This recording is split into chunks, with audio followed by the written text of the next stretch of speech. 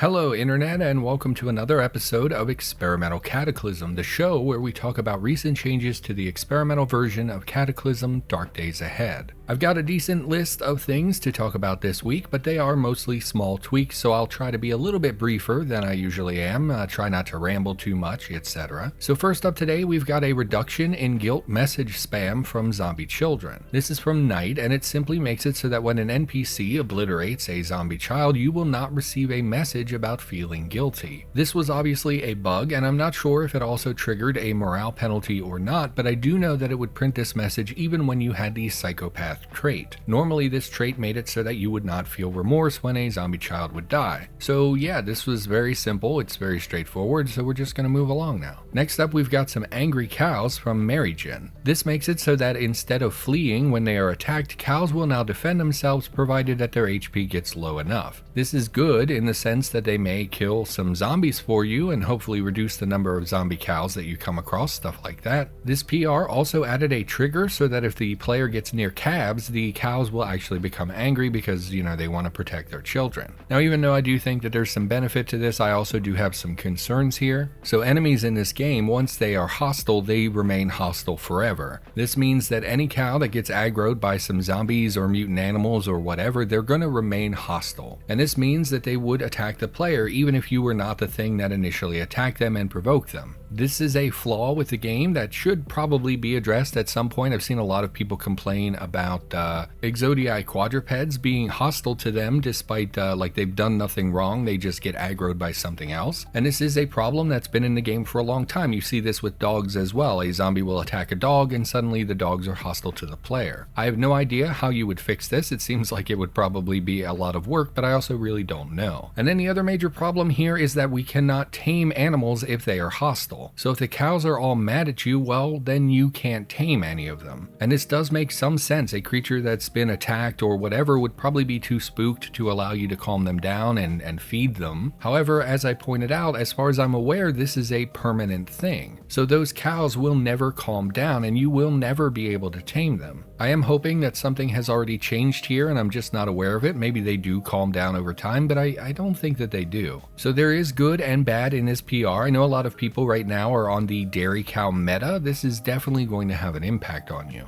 Next up from Bombastic Slacks, we've got the addition of new gun modifications. Now, I'm not going to cover these in detail. You can check the PR if you want more specific information. These include a variety of new optics, a few handguards, and a new folding stock. Now, the reason I'm not covering these is because last time I checked, almost every mod in the game actually makes your firearm worse. This has something to do with the gun mods increasing the volume of your gun, which then negatively impacts the stats on that weapon. So even if a mod increases a firearm's stats, it also generally decreases some stats. Also, to be honest, because this is how it's been for a long time, I haven't used gun mods in a long time. It's possible that things don't work that way anymore. Someone let me know in the comments if that was fixed. It was a long-standing issue that was in the game for a long time. Now, I haven't been playing much these days, and I haven't modded weapons in the game in probably a couple of years, so I'm definitely out of date when it comes to this system. But yeah, I don't know if they're good or bad now, but this PR did add some new mods for firearms.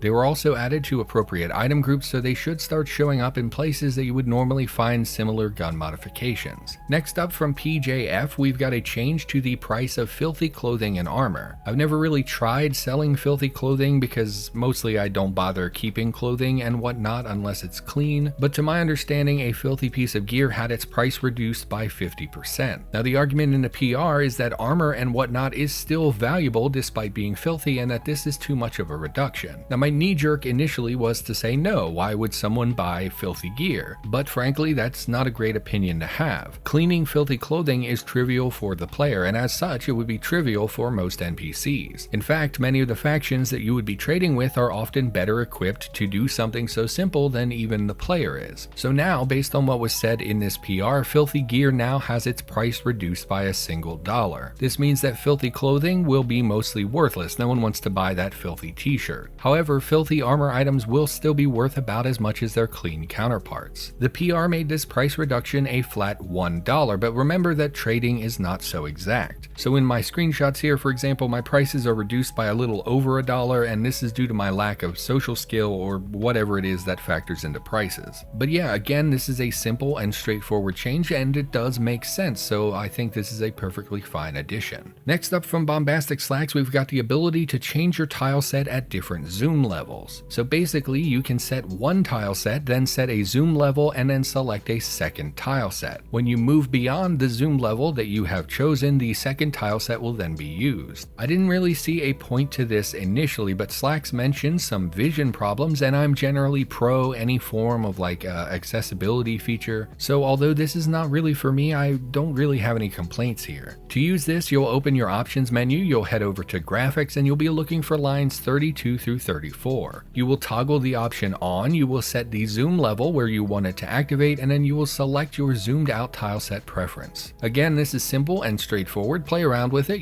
maybe you'll like it. Next up today from A Nickel N, we've got some tweaks to the weight and volume of ballistic plates. This is mostly low impact, but I mention it because of the improvised plates that exist in the game. When they were added, they're called scrap plates, I complained that their weights and volumes seemed completely incorrect. This PR did fix those things, so they make a lot more sense now. Now I will say that their recipes are still messed up. I do not understand using 50 pieces of scrap metal to make a plate when it does not use forging or welding. So basically you're just slapping 50 pieces of scrap metal in a pouch. It's definitely it's the same thing as a proper ballistic plate. But anyway, that's outside the scope of the PR, and I said I wasn't going to ramble, so let's just move on. The other thing that was done here is that the time to insert plates into a vest has changed. It previously took about 2 seconds, which is way too fast. I don't care what Warzone says. It now takes about 8 seconds to insert these plates. I don't imagine this is going to be much of an issue for anyone. Most of us are not swapping plates mid-combat. Again, Call of Duty comes to mind, but I digress. Next up today from Onura46, we've got the addition of a Mexican cookbook. This is called La Vida Delicioso Definitive Mexican Cuisine. Now we don't actually have that many recipes in the game that would fit into a book like this. In the PR, it's mentioned that there may be follow-up PRs adding a few additional recipes. Now to be upfront with you, I am a dumb white American, so forgive me. I know how to say most of these things in Spanish, but whenever I affect an accent for pronouncing something, I kind of feel like a douchebag, so I'm not going to do that. So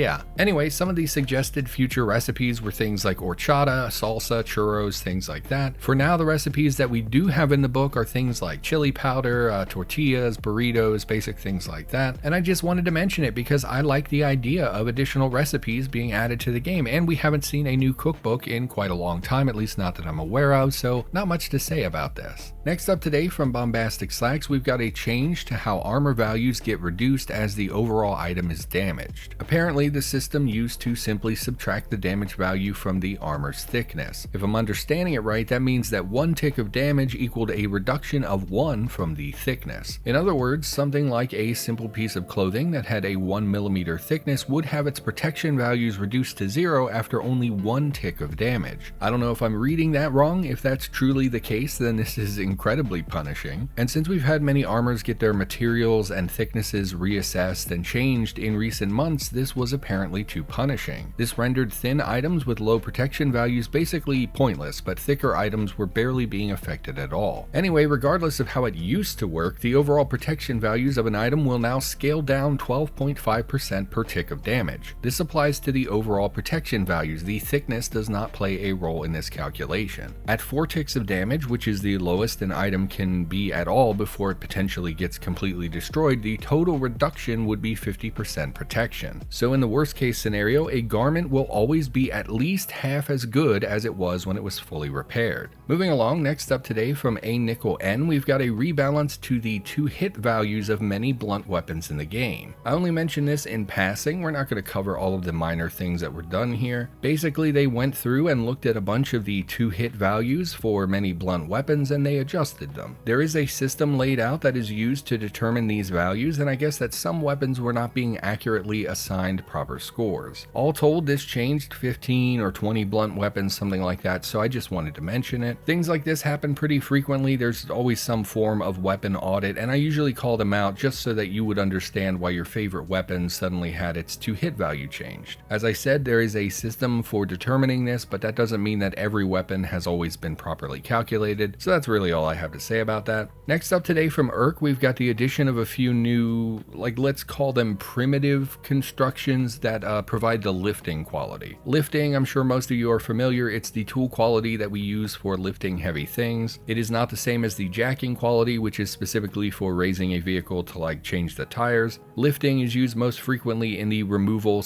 / installation of things like storage batteries and some of the larger engines. There are vehicle parts that allow us to do this, but ERC's PR added 3 basic forms of lifting, which are referred to as hoists. These are all made using the construction menu. 2 of them use rope and 1 of them uses a steel chain. There are assorted other tools that are required, but they vary depending on which of these items you are constructing. Just search the construction menu for the word hoist and you will see them. Now, things to note here would be that they are very specific in where they are allowed to be built. The chain hoist, for example, requires a concrete floor, a reinforced concrete floor, or a metal floor. This is because this particular item involves you hanging something from the roof. We can't actually check for roofs when we make constructions, but we can check for floors, so I assume ERC just picked the floors that are most likely to have a strong overhead, ceiling, blah blah whatever. It's not perfect, but that is the mechanism that we have in order to do these checks, so it is what it is. Another thing to note here is that the basic rope version, which is simply called the simple rope hoist, is also pretty finicky about where you can put it. The idea here is that you're using a large crossbeam or something to make this furniture. You're basically just throwing a rope over a beam or a branch or something like that and using it as a pulley. Now, in my testing, I could only get this to work if I had a tree right next to me. Again, we're using that tree branch or whatever as a pulley. And using a tree is the only place I could find that uses this construction. Despite the fact that it says it uses a quote sturdy horizontal support, I could not find any flooring that worked here or being adjacent to any particular wall. Nothing like that worked for me. I thought maybe if I went to a barn, it would consider that an adequate location that would have the supports that I could use, but that didn't work either. Anyway, I'm probably being too specific. I don't know if that even makes sense. Basically, the rope hoist works with a tree, and there are floor requirements listed for some of the other hoist variants. This PR also added a new item called block and tackle, which is a requirement for some of the hoists. This does not currently have a crafting recipe, which I do think severely limits how useful these will be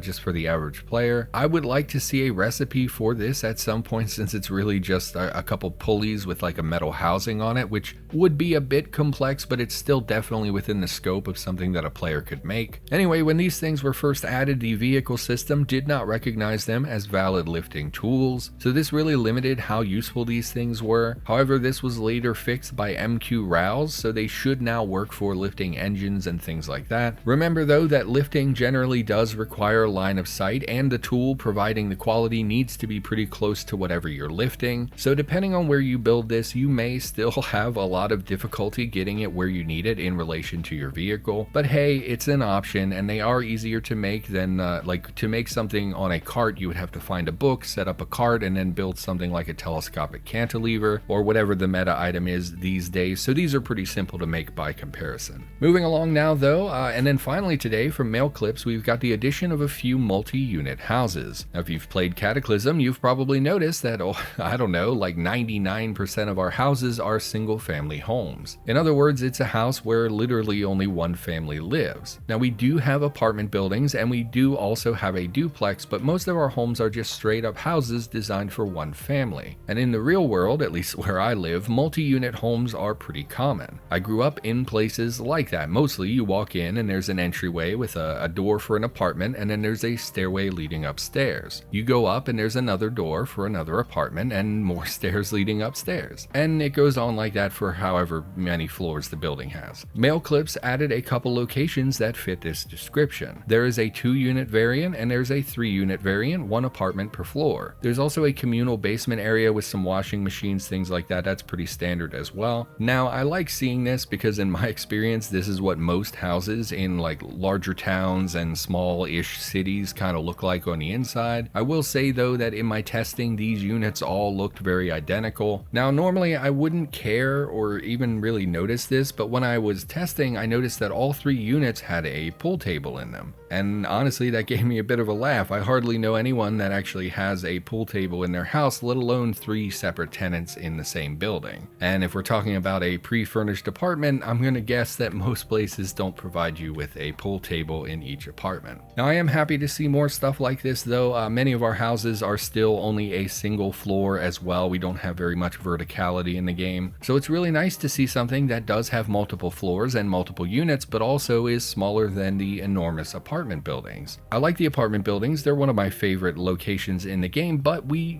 don't have any like middle tier apartments. So it's really nice to see something like that come to the game, at least, from my perspective. Anyway, with that, I think we'll wrap the show. Thank you everyone who offered me well wishes and things like that after I talked about my problems in the last episode. I am mostly doing better, although it does vary day by day. Anyone with any kind of mental health problem, well, any like chronic health issues in general, really will understand that it's usually good days versus bad days, and sometimes it's just bad days versus worse days. There are no good days. It is what it is. So yeah, thank you for the support as always. Thank you for watching the video, and I of course will be back in a couple weeks with another one. Thanks for being here, and I'll see you next time.